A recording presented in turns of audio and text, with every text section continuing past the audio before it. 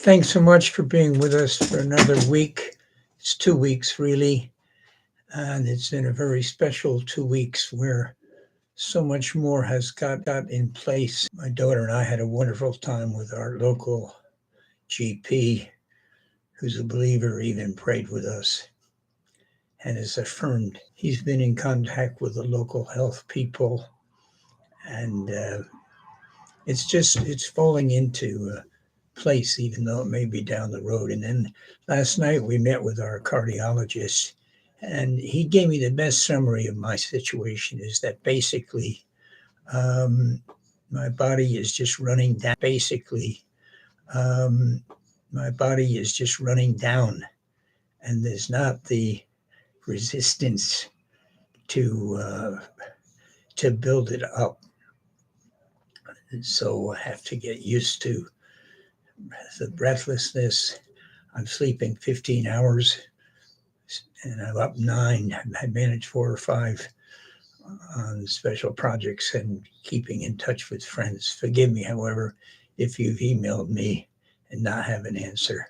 We finally got an appointment at the famous cancer place, Marston, way over in Fulham, where we first lived when we came here at 9:40 in the morning. But they probably won't have anything new, but it's important for us to go there and have a face-to-face interview. Had such a wonderful long phone call this morning from Joseph D'Souza in India, who are in the midst of major international Dignity Freedom Network meetings. So exciting what God is doing there. But now 7 other major global ministry. The name I couldn't remember when I talked to Wycliffe was, of course, the founder, Cameron Townsend. And last 2 weeks ago, we did the Bible Society, Tyndale House, which led to Biblica. We did Every Home Crusade, WEC, OMF, and YWAM. Today, we'll start with Campus Crusade. I had the privilege of knowing Bill Bright and working in sort of distant partnership that later changed its name here in Europe to Agape. We work quite closely with them. I don't think most people realize the tremendous scope of that movement, which incorporated the Jesus film, which touched literally hundreds of millions of lives. And people like Paul Escherman, who's now ill with extreme dementia.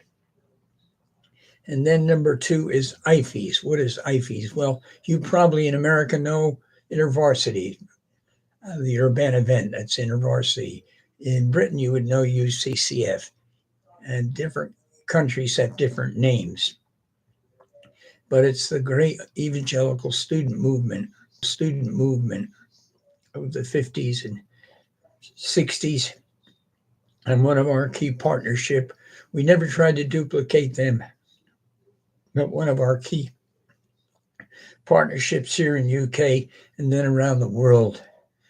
And one of our graduates, Lindsay Brown, ended up the international secretary of IFES for many years. Before that, it was our good friend Chua Wee Han, who many of you, I'm sure, remember. And then number 3, of course, is a very old organization, the YMCA. When I went to Moody, there's no room for me at Moody. They put me in the YMCA, which I'd been involved with in high school. Only in a few nations of the world now is it really an evangelical movement, but it certainly deserves a mention. And then number 4, Youth for Christ. Again, Billy Graham was one of the early members and evangelists of that movement, which exploded across the world. I got involved even when I was at Maryville College, and then re-involved, especially in Mexico and then in India. And so many will be in heaven I'm sure as a result of Youth for Christ. The name comes to mind as the founder, and I got a very great linking with them from the early days, and I've been so thrilled to see their growth. Number of former OMers like Andrew Day are now pioneers. Pioneers merged with Arab World Ministry had already changed their name, and it's one of the more significant global missionary movements today, with still a fair number also of Westerners. So I think there's a good balance there. And then number 6 is Frontiers. They have an amazing history because Greg Livingston, the founder, some say co-founder, was with OM for such a long period of time and did such great things for us. We became, of course, lifelong friends. You need to make sure you read his autobiography, You Got Libya. Greg tried to be with Arab World Ministries for a while. That didn't work. And so he launched out a very unique movement, which was sort of quicker to get into, quicker to get to the field, and all focused on the Muslim people. They must be close to 1,000 strong around the world. Greg is still with us. We have contact, and again, he's just constantly praying for workers. One of their wise decisions was, of course, to receive recruits from Korea, recruits from Latin America. So it's become a very international mission. Frontiers. And then finally, number 7, though there are many others we could put on the list. So if your favorite group is left out, I hope you'll just forgive us. But number 7 is Moody Bible Institute. But more than that, the Bible Institute movement. Let's go back to the 30s and 40s. Moody before that, places like Prairie, and then the Christian college movement, Biola, Wheaton College. They run parallel, very different. And of course, in the early days of OM, the 2 big recruiting grounds were where I was at Moody, but then quickly where Dale Roton was over at Wheaton College.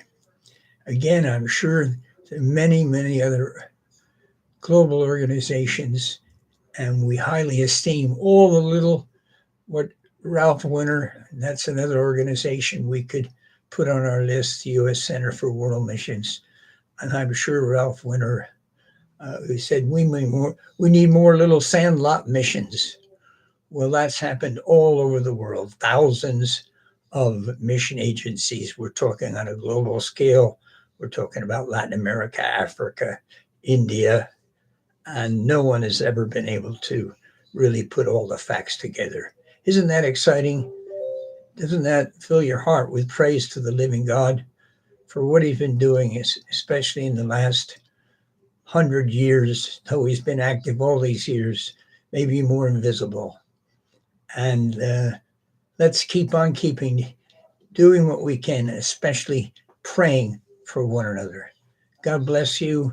And we still love to hear from you. Might be a delay in my answer, but we just love those emails.